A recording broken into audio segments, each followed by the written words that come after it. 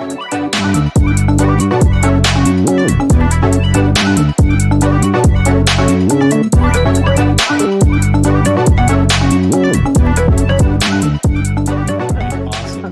Hey guys, we're back, and we are back with another community fun anchor show combined with, thanks to you this round, a fun topic, right? I want to help shatter something, because I told Mikkel about the last few weeks I've been going to, I really get to, it's such a cool honor to work with, not only being a teacher and working with a lot of young creatives, and then getting to do some of these things with Adobe. And we've been going to different campuses and cities.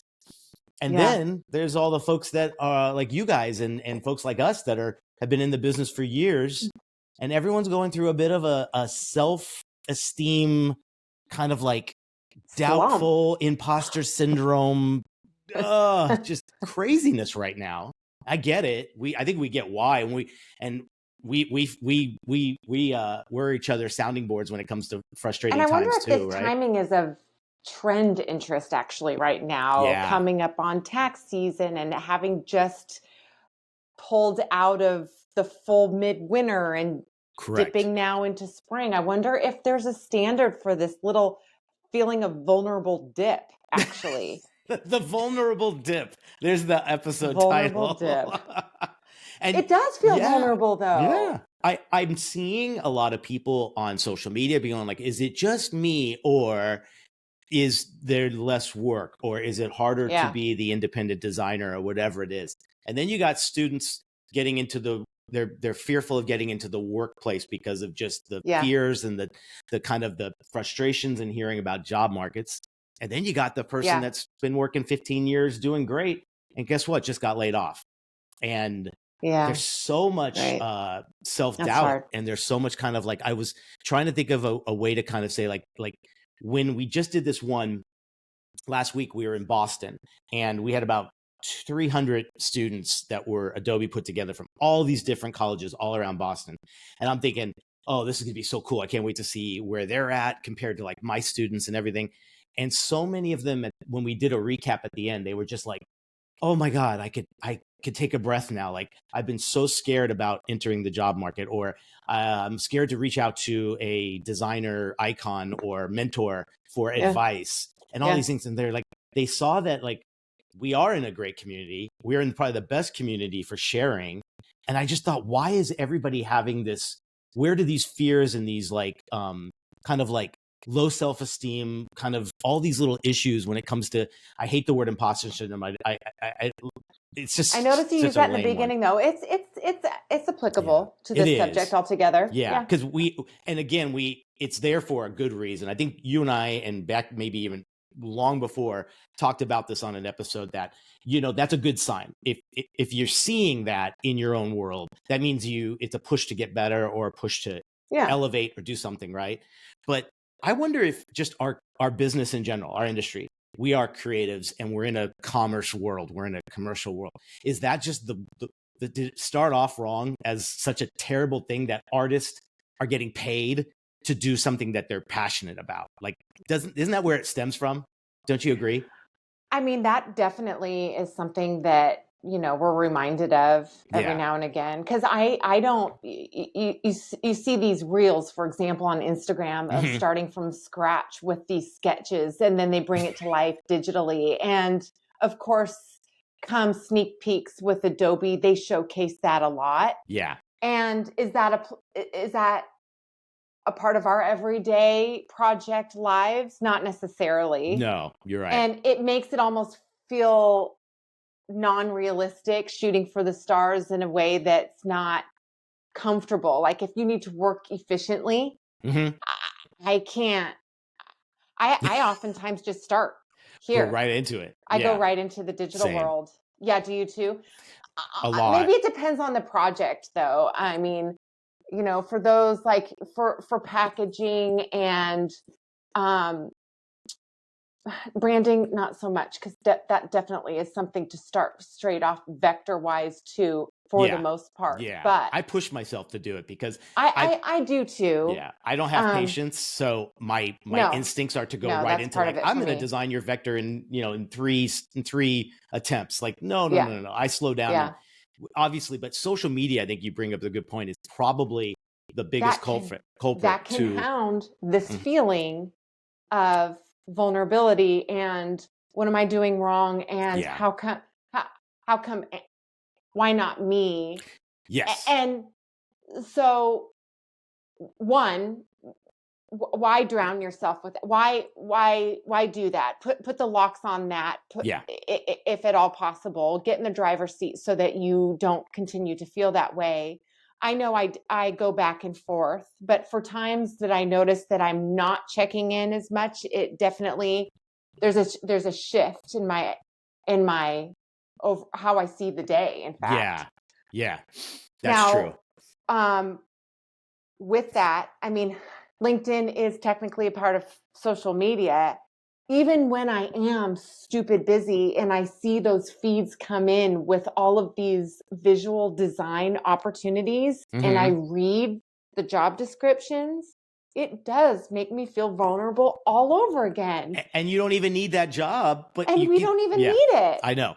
You're like, I get those nerves again of like that feeling, But is that a testament to who we are naturally? That's who we are innately. We're constantly striving to do better.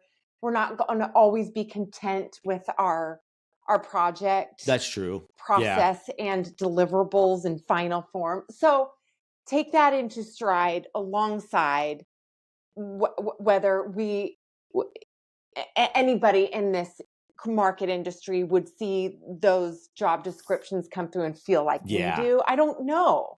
Like everything's perception too. So the same way perception in social media and maybe whatever those things are that have made the fear happen in you, perception can also be the solution, because I keep telling students, it's like whatever you give them is what they're going to see and judge you on. So and it's not just the work, right? It's make your work better, obviously, make your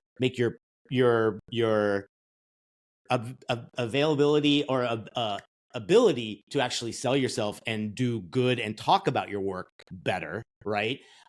Your social media presence, everything about you, your website, all that stuff should kind of reinforce that confidence too. And it's kind of like, if you're going to give them a weak appearance, well, then guess what? They're going to feel a weak appearance from you. But if you give them a strong one, and like you said, put yourself in the driver's seat, like that is your role. That is the one thing no one else is going to do for you, right? Like I really am trying to find those things to say, like, what is stopping you from being, I'm not saying go be instant confident overnight, but if you know the issues, how can you tackle them, right? Yeah, that's really great. I mean, it's hard to not see all of these areas that we're noting. Easier said than done. Yeah, it's not easy. I get it. But we could see it too and say, what's stopping you? Like I said to one kid, I was like, what has made you feel like you can't express yourself as a creative, and you can't reach out to someone and just say, I'd love to chat with you, whatever. And they're like, oh, I didn't think they would take the time for me. And I was like, how do you know until you try? And what's the worst thing that could happen, right? That's Isn't always interesting. We're assumptive from the get-go from our end, all the same, right? Yeah. And sure, due to insecurities of sorts. However, oftentimes when you test the other end, we're wrong. Our first foremost assumption was wrong. I mean, I guess you can say that about just nearly anything in life. You're right. But again, too, like if anytime I've had a moment where I went, well, I'm typically nervous at that part. Why am I not nervous now? And it's because I've checked that box off 100 times. I've done it. So if it's an uncomfortable room, go into that uncomfortable room, right? If it's an uncomfortable conversation, start that uncomfortable conversation, because you do it 3 or 4 more times, and guess what? It's no longer a uncomfortable situation any longer. You know what's really good to assess, therefore, from the very beginning, then, is noticing. I mean, before you take that leap and force yourself to take that risk, whatever it is, well, you have to notice and observe the fact that you are having anxieties to begin with. A lot of us don't even get there in the allotted ideal amount of time in order to take advantage of a prospect scenario. So I guess just take a step back to understand where those areas are that you are feeling insignificant so that you can push yourself. Oh yeah. The one thing I wrote was this idea of like, if you embrace something about a failure that you've had, that will lead to some greatness, like in some way. Yeah. So anytime you've made you have to make the mistakes. No one can jump into a career with 18 mentors and memorize everything and say it's going to be flawless, right? You're going to have a breakdown. You're going to have a failure.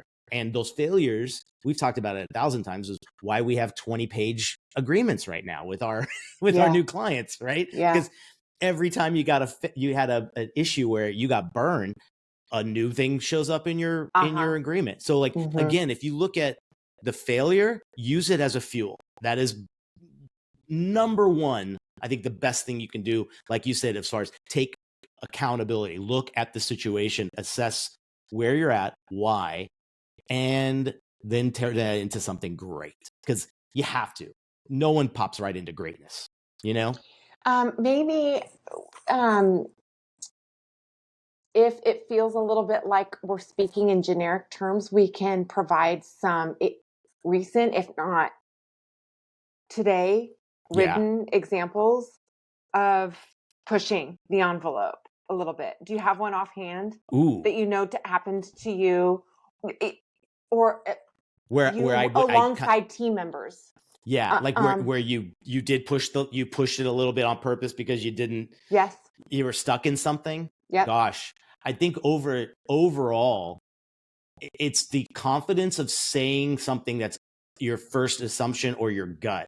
And I never did that before. And I think when you realize think too much before, right? You're like, you didn't go with it in that call, and then you're a week into it, and you're like, I should have said that because now we've lost some time.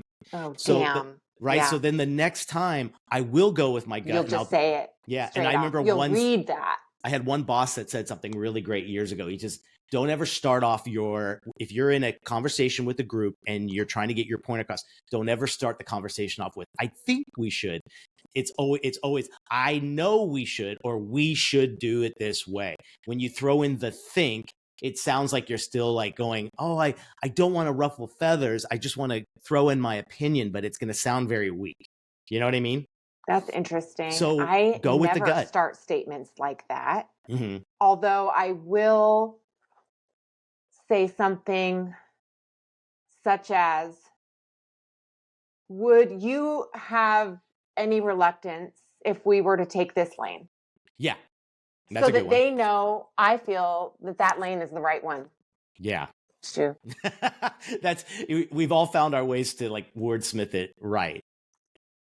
Because that's true. Because I mean, approach is a little bit different, but the end intent is damn near the same. So but is that a little bit passive, the example that I just gave you? It could be. You didn't dance.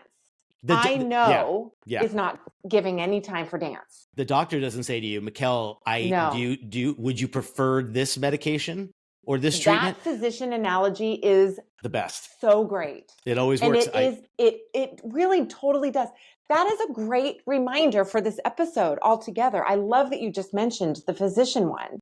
Because that was a game changer for me. I was like, we're all patients. We don't question there. And so if we want to be more of the authority, or we want to feel stronger and more less of that imposter crap, then be the pro that you say you are. And I love that. Gosh, it's a good feeling. When you're sitting on that bed for your physical and you hear an MD say, I think, you're scratching your head. Yeah. I want definite answers from you, bro. That's what we're paying you for. crazy monthly. Right. Right. So yeah, that's a really good, good reminder. Do it yourself. But I think that whole idea, taking the failures, turning them into something good, being blunt. I think even if you totally are wrong, at least you've deposited a very good feeling to the client that, wow, Mikkel's decisive. Like that was bold. That wasn't fluff. Or just not bold alone, but that I'm fairly sure of myself. Exactly. That's the whole point. You want to be the professional, not just this like floating freelancer. Like that's a good one. Yeah, like, you know what I mean? We always talk about that title. So, yeah. Exactly. Yeah. The other part I was thinking too was this idea of it. Some students, some young designers, and even some senior designers that are maybe facing a change in the thing, they might not have checked off all the successes in their past. And there's certain things that I think we tend to go, well, that wasn't a success, so I'm not going to brag about it, or I'm not going to confidently talk about it. But if you could redefine it on your own terms, I think that's a really cool idea, because even if it's just something in your mind and you've chalked it up to, hey, I've had 3 successful things in a row right now, that next attempt, where you have to push yourself to go maybe into that uncomfortable zone, I think you're going to be a little more comfortable doing it, because you're gonna be like, whoa, look at my checklist. I've done some good things. And even if it's just successes in your mind, I analyze every decision, right? I'm sure we all do, but I don't make a decision without looking back and going like, did I do some really good things here? You know, it's like, it's not cockiness. It's like, it's just confidence. Mm-hmm. You know what I mean? That can be, that can apply to instances, and this happens a lot just because we've been doing this for well over a decade, that you have this means of portfolio area that niches in a specific region, but you have not dappled with it for 2 years plus. So can you still say that you're familiar and experienced and proficient with that area of creative support? That's a good point. I hesitate oftentimes with this. So that's part of the reason I'm bringing this about. If it's been 5+ years since I've touched a healthcare account. Yeah. And I'm talking with a prospect that's in healthcare and I really, really want the gig. Do I mention that 5 years plus ago? Yeah. I would just say I'm competent in it. We've done it before. You don't have to put a year on it.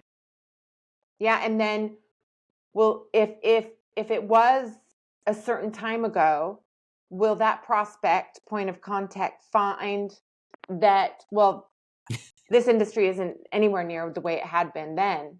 Yeah. So you're going to have to reinvent the wheel here for us. That's a good point. I think at that point you try your best, and if it's going to happen or not, right? Like, I think sometimes it's destined. It's already been written if you're going to get it or not.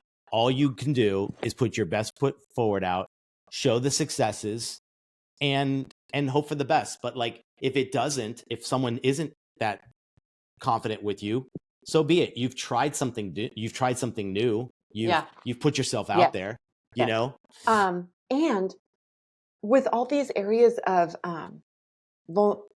feeling vulnerable, well, you don't have to mention all instances that makes us feel psychotic. So what if you were to be transparent about some of them, straight up with the team, with the C-level individual, even? Like, does that make you a better match just because of the level of honesty? Yeah, the humility, the humbleness, I love the honesty part. I love it too. I used to have, I think I've spoken about this before. You should cut me off in case I've mentioned this before, and it's been too near the time frame that I mentioned it last.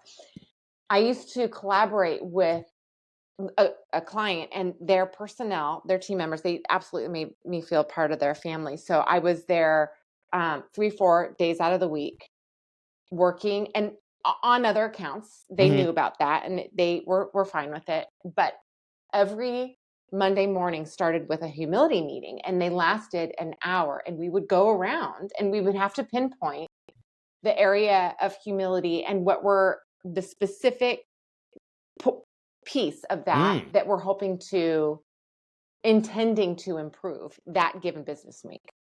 That's great. That's really good. Talk about accountability AAA too. on the job. Yeah. And it's putting it out there in the world, not just in your mind. Right. So with that, I mean, if I need to talk it out, utilize your outlet sources, of course, and talk this out. Yeah. Jason's head is full. Like, I'm constantly, it's bitching, it's complaining, it's, I don't know if I can do this. I don't know if I can do this. Yeah. If you talk about it enough with those that you trust, not assuming that they're going to turn it around and they're going to make you feel on top of the mountain, but that it will be of use. Yeah. You can oftentimes pinpoint and explore some areas that you didn't recognize before opening your mouth. True. And help. Again, then accountability. They could be like, "Hey, Mikkel, how's that coming along?" Because you put it out there in the world. Yes. I think that's always a great stake to be like, "Yes, I've planted it here. Like, tell me I am on my way, or check me if I'm not doing everything it takes to get there." Where do you open up in that situation? Yeah, those times where you may have just kicked something off and you made them feel really, really confident in you, but you're not feeling it. Ooh. For example. Yeah. Who do you? Oh gosh, I usually go to. I have like that half. It's half and half. Half that are people that I can go to that aren't in our industry and say like, does this make sense? Because I want someone that doesn't have a creative background. That heart can be right. Useful. And then I can go to creative friends when I need to have their perspective be a little bit more, you know what I mean? Yeah.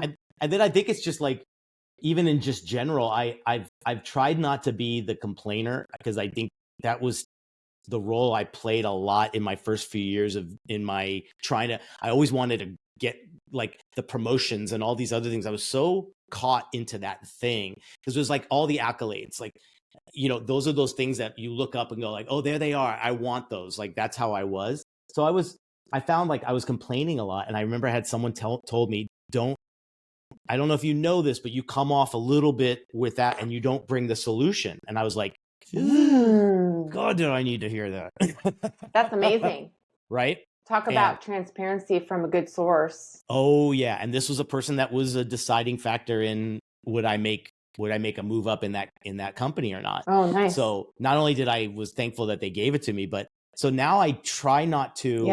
And then and someone gave me that tip, like, listen to the people around you, and balance what you get from them and what you give to them as well. So like, if there are people that are always complaining or whatever, I think that's a great way to say to someone, hey, have you considered put the power into a solution, not just the complaining over and over again?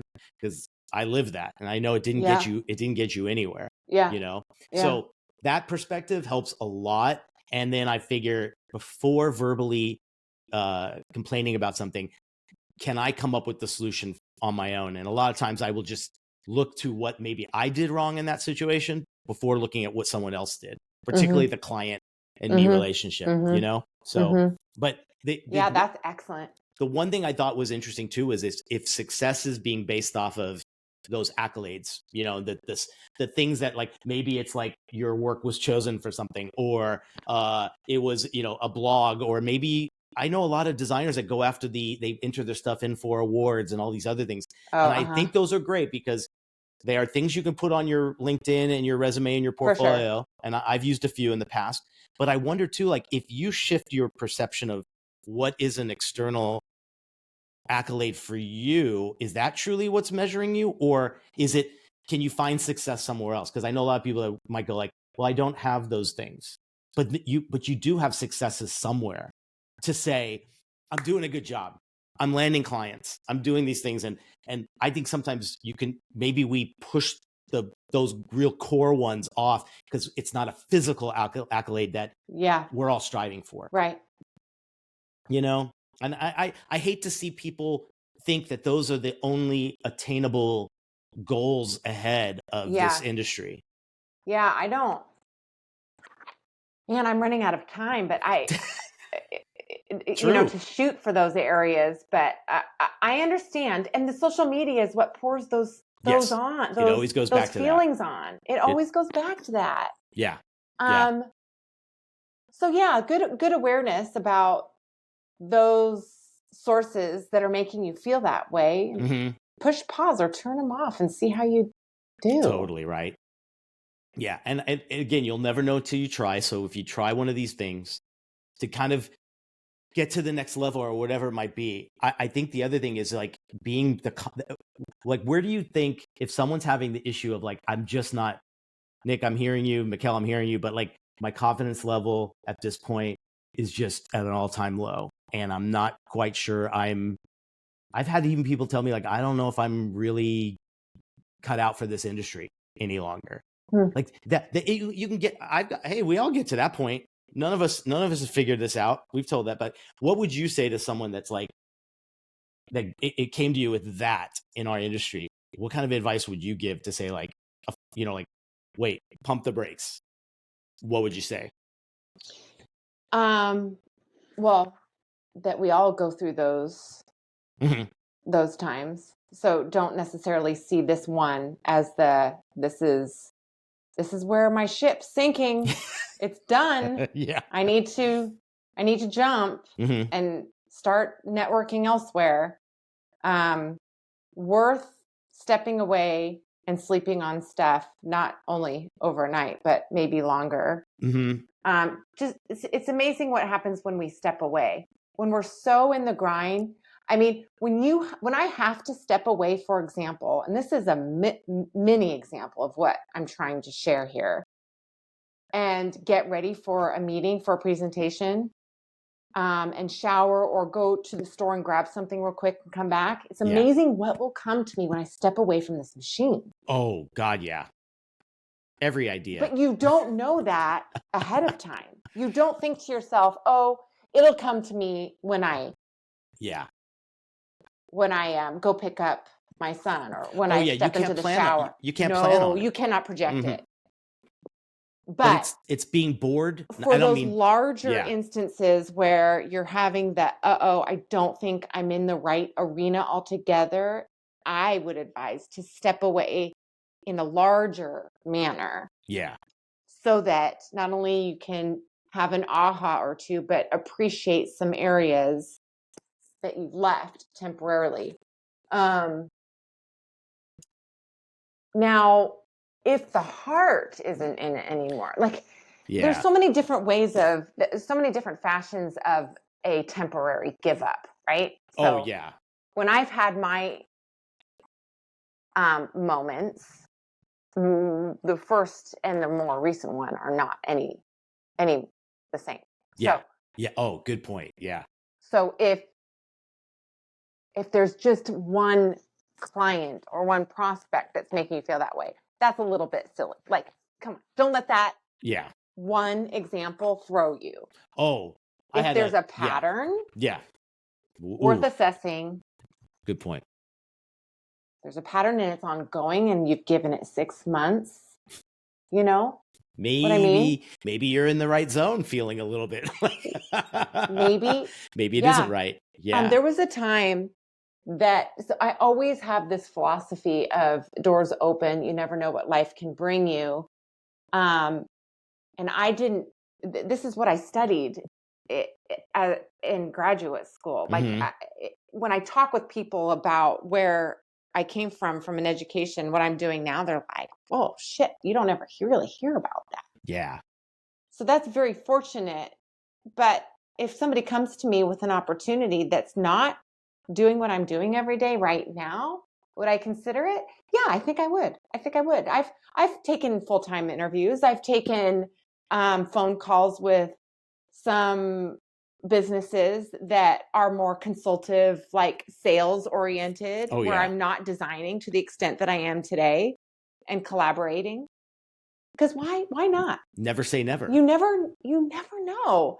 Oh yeah. So if there's a way to stay in this market while shifting a little bit laterally in that sense, why not explore that? Life's too short. Like, that might be useful. Isn't that a win though, that opportunity came your way? Like, I think that's the other thing sometimes is looking at something as, oh gosh, that's someone's throat, that's a wrench in my system right now. Change your perception of that and be like, that is an opportunity that came to me because something I've done. So it's a win. Like, it's one of those, again, it's one of those things to like check off a little bit and kind of say like, wow, that's pretty awesome that happened.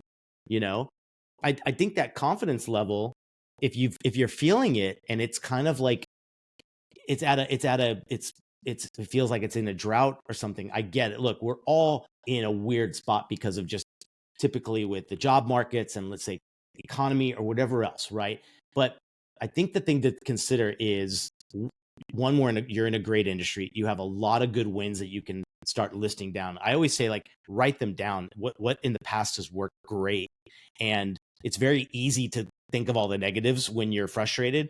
It's very hard to think of all the positives, right? And all the wins. So like, I always like to say, like, write them down, have them in front of you.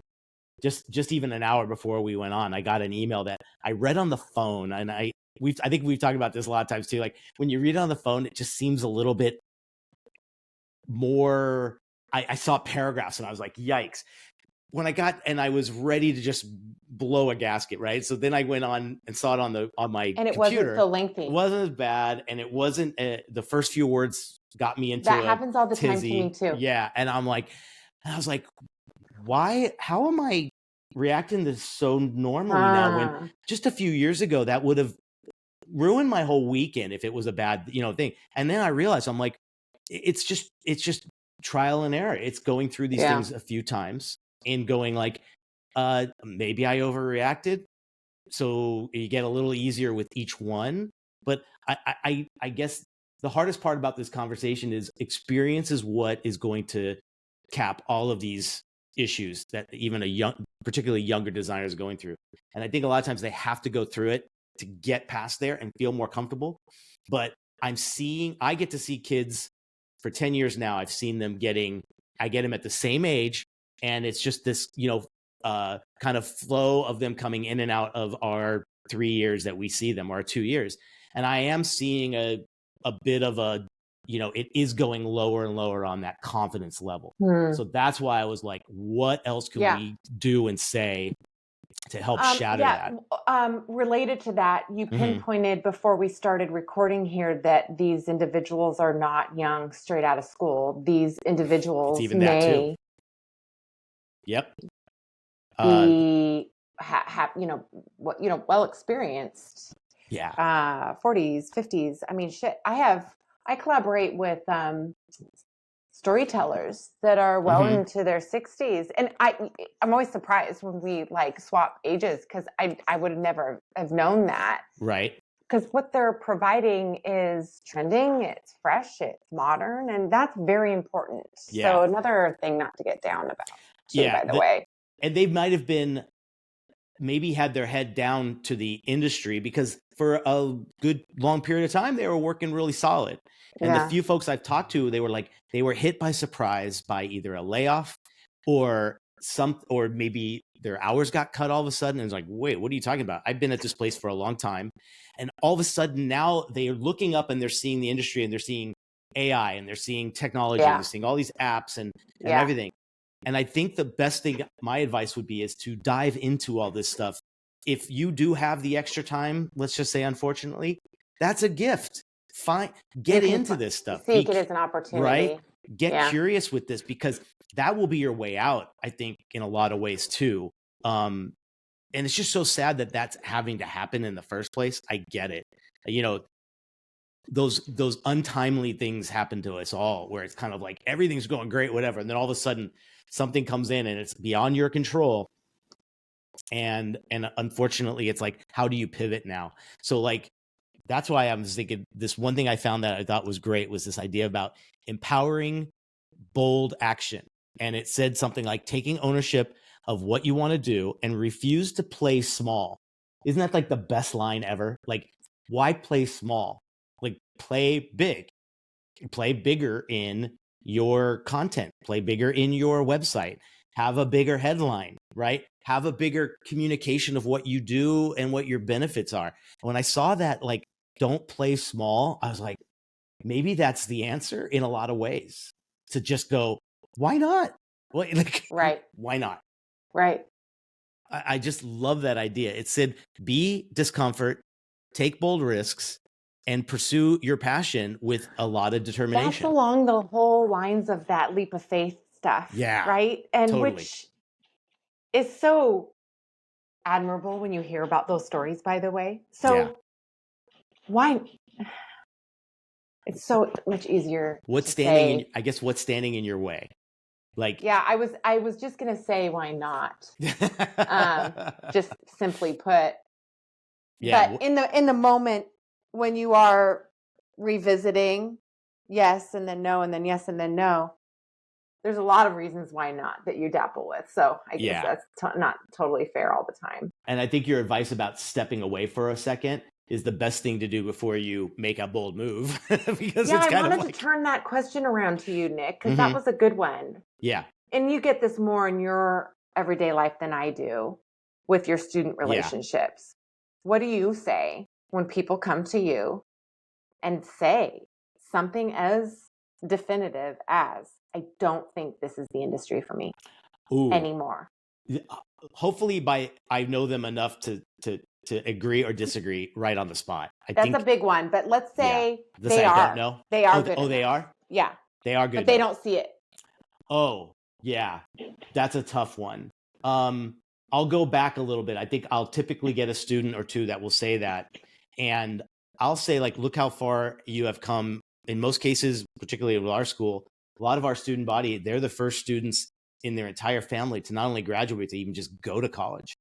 So a lot of times I'll be like, look at what you've done already. You're already a game changer. You know, I'll just try to pump them up with those things and say, like, you're already there, like, honestly. And then if they're really good, I'll pull them aside and I'll give them that, like, do you know how fucking good you are? Like, and I don't say that to everybody, but you know, when they need to hear that, and maybe we all need to hear that every once in a while. I love being a cheerleader. I love being that person that, you know, and again, if there's a college in your town, or, you know, you feel that you want to do something like that, be a guest speaker, talk to these kids. If you got it down and you're feeling confident, spread that thing to a young designer. It is so incredibly rewarding and when you see that little light bulb go over their head and they're just like, that's all I needed to hear. Because, like, if I give them that test and it's good, great. If they're still not feeling it, then I'm like, then maybe this isn't, you know, maybe your passion lies in something else. And in most cases, it's right there, sitting there going like, hey, you know, I had one kid that he wanted to be a barber, and really? He's like, so now he uses it for his barber business because he's an incredible designer too. And then I've got one student that's that's finding this balance between creative and he wants to be a tattoo artist. So it's kind of like this, they go hand in hand in some ways. That's, you know? amazing. That's amazing. So you got to give them that. I think it's just when someone can tell them that, and look, a parent could tell them that, but I think a lot of times it doesn't. The parent, they're like, oh, mom, dad, you're supposed to say that, right? But if it comes from someone outside of the family and someone that has a credibility in there, I think that's a huge moment. You know, I'm sure you felt the same way if you've ever met any young designer that's just in some way, shape, or form a little bit uncertain. Like, be like, are you kidding me? Like, look at your work. This is amazing. Keep going. Isn't that interesting? It reminds me of, I mean, these other areas where it's just so, or you know, in your past with any like sport where you just felt like you weren't always. Yep. Practice makes perfect. In line. That's in line with what we're talking about. And we're witnessing it right now with Oakley and performance, and you know, the tears when he could have done as good as his peers and stuff. Mm-hmm. It's heartbreaking, but a part of life, and a way to see that in terms of the opportunity, that light bulb that can go off with, well, then here's what I know I need to do. Here's the areas that I know I can those work are the best, hard at, best lessons. Practice further. Yeah.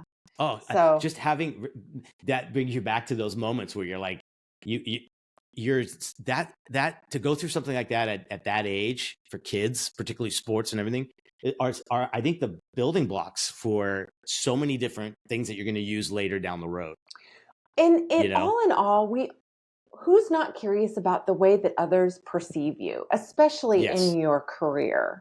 Yeah. In the money-making career. So, I mean, there's no way to really truly know. You can trust those that share with you, but there's no way to really truly know. That's where the inner confidence comes in so importantly. Do you feel, we can end with this because that's a great point. When you try to calculate those things about your reputation, who you are, what it's like to work with you, what you bring to the table and all those things, I don't think any of us have the true answer, because it's, everyone's opinion is different. But one thing you can do is think back 5-10 years, anytime you got one of those, someone did express what they get out of working with you, or a nice compliment of, you always do this, Mikkel, whatever.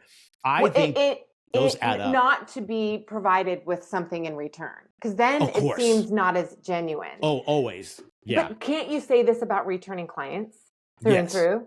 Yeah. They wouldn't return. Of course. And would they refer you? That's for even your long-standing accounts. They wouldn't be long-standing. Yeah, and when you get blatant. And think about it, the referrals that they might give you, that's even a double whammy, right? One, they're still working with you. Two, they're inviting someone new to the table and being like, I trust you. Yes. Go. Yes. That's huge. So again, going back to this idea of like defining what your successes were in the past, those might be right in front of you and you've never considered them. Yeah, you need to look at that. Exactly. It's time to look at that. Yeah. To realize how obvious those factors truly are. Yeah. So it's just about finding those. Oh, I think we just had a little earthquake. Oh, you're kidding. Oh, it's like every other day now. It seems like there's really? The whole house just goes like dun. Oh, that would freak me out. Oh, yeah. I'm like, hey, Earth, get it out of your. There's been drilling in the background here. I hope that hasn't been disturbing. No, I haven't heard it. Yeah. Okay, that's amazing. I'm always like, hey, if the Earth can kind of like let it steam off every few days, great. Like, I don't want a big one again. They say that there's something to that. Yes. Because I don't want another big one ever again. Without being an archaeologist, that kind of makes sense. The joys of living in Southern California. That's the one thing I will always have fear of, is that. But like the other stuff here, like honestly, like find those ways to debunk these things, get rid of the self-doubt. It's like, honestly, you're listening to a podcast, for God's sake, to figure out things. Like, I mean, we all do. These are daily check-ins that I love because I think if you're doing anything in this zone, just give yourself a pat on the back that you're trying to do better. Yeah, right. Totally. That's large picture, really good to point out. Exactly. So I think this could be a fun one to like turn into like a Q&A. If you are listening to this one and you're on the Spotify account, we do have a Q&A section on there that I'll probably pop in a few questions there. And we can expand this. And I'd love to bring even like, some of our extended family folks into this conversation too, to help debunk this. Yeah, that would be awesome. It's hard to do it in 45 minutes, but I think it was. Oh, I know. It was on our minds, and we just wanted to make sure. It's a really good one, and there might be a leg segment from this overall subject matter that's worth discussing and designating to an episode later on. Exactly. So I hope this was helpful, guys. Again, share this with anybody that you think might need to hear it. We'll start the conversation. We all go through it. Right? We're only human. All right, y'all. Take care. Bye.